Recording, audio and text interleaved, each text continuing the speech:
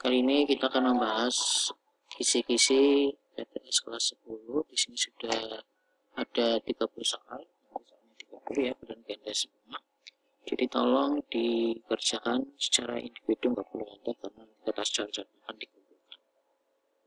Oke, kita sama trigonometri saja. Jadi satu bab saja trigonometri. Jadi pelajari saja materi yang apa yang sudah saya ajarkan, diulas lagi, dibaca-baca lagi, dan yang paling penting cukup tonton video pembahasan kisi-kisi karena soalnya sama, beda hanya angka yang digunakan saja. Beda angka ya. Oke, di sini soal nomor 1 ini konversi satuan dari derajat mau dijadiin radian. Ingat ya, kalau konversi satuan derajat mau dijadiin radian tinggal dibagi 180 saja. Oke.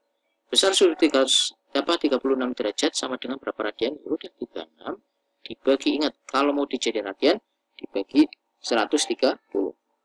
Oke, coba masing-masing dibagi 6 dulu. Atas bagi 6 dapat 6, bawah bagi 6 dapat 30. Oke, bagi 6 lagi dapat 1, bagi 6 dapat 5. Jawabannya 1/5 radian. Yang kedua, nomor 2, besar sudut 240 derajat. Oke, kalau ini sama ya, derajat dijadiin radian berarti 240, kita bagi dengan 180, nolnya coret-coret, kira-kira masing-masing bagi 6 lagi ya, bisa ya, bagi 6 dapat 4, bagi 6 dapat 3, jadi ya 4/3 sudah cukup. Oke, 4/3 radian. Sekarang nomor 3, besar sudut 4/3 pi radian, jadi satuan radian itu bisa pi radian atau radian aja, nggak apa-apa ya. Oke, nomor 3, besar sudut 4/3 pi radian sama dengan berapa derajat? Kalau ini kebalikan, tadi derajat ke radian, ini radian ke derajat. Berarti caranya dikali. Ya, kalau radian ke derajat dikali. Kali berapa? Sama 180.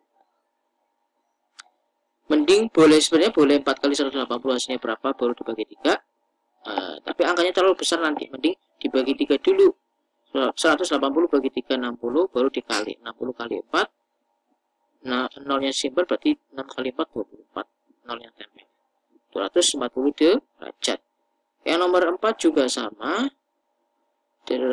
Radian dijadiin derajat. Jadi 3/4 ini saya kaliin dengan 180. Mending bagi dulu ya. Masing-masing bagi 4 dapat 1, bagi 4, 45. 45 kali 3. Jawabannya 135 derajat. Yang nomor 5, 2/3 pi radian dijadiin derajat sama ya, dikali 180, coret-coret 180 bagi 3, 60, 60 kali 2, 120 derajat. Jadi soal 1 sampai 5 itu berkaitan sama konversi satuan, baik derajat ke radian ataupun radian ke derajat. Sekali lagi, radian ke derajat dikali 180, kalau derajat ke radian dibagi 180. Oke, next. Kita nomor 6, lanjutkan soal nomor 6. Jika sin T-nya itu 12/13, maka sekan T-nya, sek T-nya itu berapa nilainya gitu kan. Ini berkaitan sama perbandingan trigonometri pada segitiga siku-siku. Kalau ada soal seperti ini, kalian gambar dulu segitiganya ya, wajib. Kalau nggak ada derajat itu, kalau bentuknya perbandingan, digambar dulu gambar segitiganya. Oke, kita gambar dulu segitiganya, segitiga siku-siku ya, nggak usah bagus-bagus. Siku. Sin itu apa sih? Sin, konsepnya sin. Sin itu apa? D mi. Oke, berarti depan miring. Nah, kalau ada sinnya itu nilainya 12/13 seperti yang di soal, artinya 12 itu sebagai depan, 13 sebagai miring. Berarti dari gambar ini kalian tentuin dulu sudutnya yang mana yang jadiin patokan. Lebih aman itu yang bawah ya, biar nggak bingung ya. Oke, patokannya sini nih. Ini sudutnya. Berarti depannya sudutnya yang mana sih? Depan itu yang sini. Ya, yang tegak. Oke, karena depannya sudut. Depannya sudut. Berarti sini 12, ini 13. Berarti yang belum ada sampingnya ya enggak? Berarti kita nyari samping. Oke, kita mau mencari samping. Berarti kalau nyari samping, rumusnya itu selain bukan sisi miring berarti dikurang. Apa yang dikurang? Sisi yang paling panjang. Di sini ada 13. 13 dikuadratin kurangi 12 kuadratin. Jangan lupa di akarnya. Akar 13 kuadrat 169 kurangi 12 kuadrat 144. Ini hasilnya 169 kurangi 144 25. Akar 25 berapa? 5. Jangan kasih akar lagi ya, karena ini udah bentuk hasil akhir. Oke. Ternyata sampingnya 25. 5. Pertanyaan itu sekant. Sekant itu rumusnya apa sih sekant?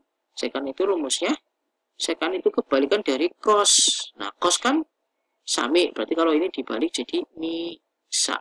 Nah, nanti kalian hafalin ya, sin itu apa per apa, cos apa per apa, tan itu apa per apa. Ya. Oke. Terus sekant itu apa, kosekan itu apa, kotan itu. Oke. Miringnya itu 13, sampingnya tadi yang kita cari itu. Oke, jawabannya 13 per 5. Mudah ya. Sekarang soal nomor 7, sin T nilainya 12 per 13 sama ya. Berarti gambarnya juga sama, nggak apa-apa. Anggaplah gambar segitiga segitiga ya.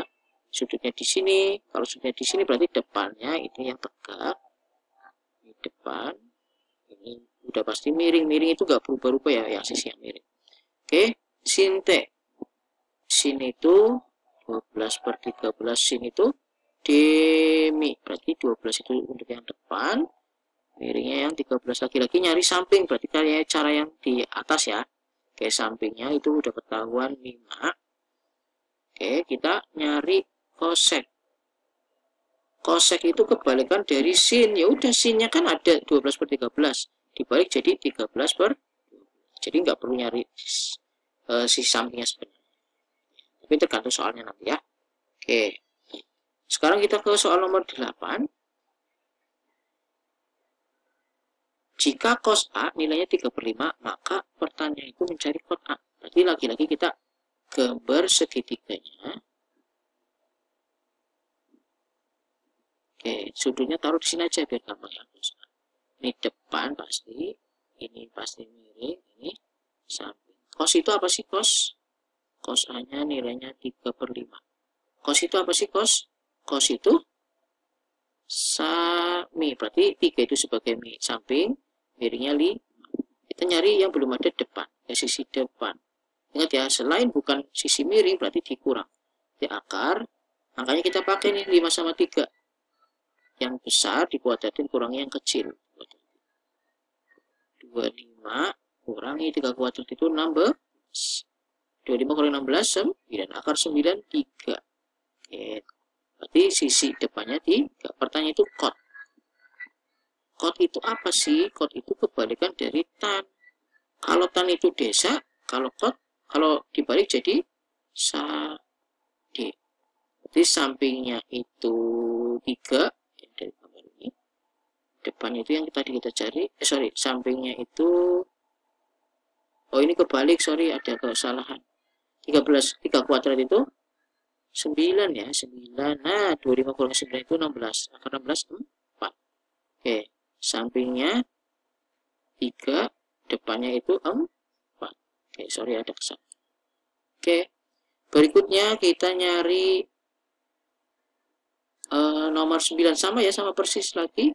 Berarti kita wajib gambar segitiga siku-siku.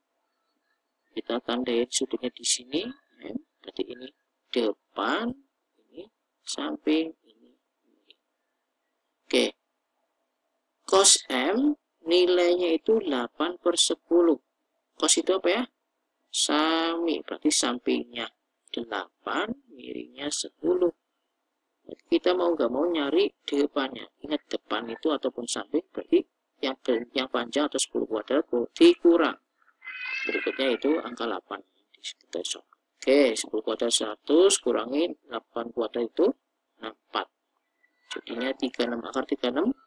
Oke, pertanyaan itu kosekan. Kosekan itu kebalikan dari sin. Sin itu demi. Kalau dibalik jadi mi d. Miringnya yaitu 10, depannya. Misalkan di soal dibilang ganda nggak ada jawaban 10 per 6, kalian segera masing-masing bagi 2, 5. Bagi 2, 6 bagi 2, 3, 5 bagi 3. Ya. Oke. Oke, cukup jelas ya. Jadi sekali lagi kalau ketemu tipe soal nomor nggak ada derajatnya, jadi perbandingan gitu ya, berapa per berapa, sin apa berapa, itu gambar segitiga wajib. Oke, berikutnya kita ke soal nomor 10. Soal nomor 10 sama lagi, bukan derajat sudutnya, makanya perbandingan udah gambar segitiga, sudutnya sudut B. Sin itu sinnya 12 per 13, sin itu demi. Ini depannya sudut B yang ini depan, ini miring, ini pasti samping. Depannya 12, miringnya 13, sampingnya kita cari.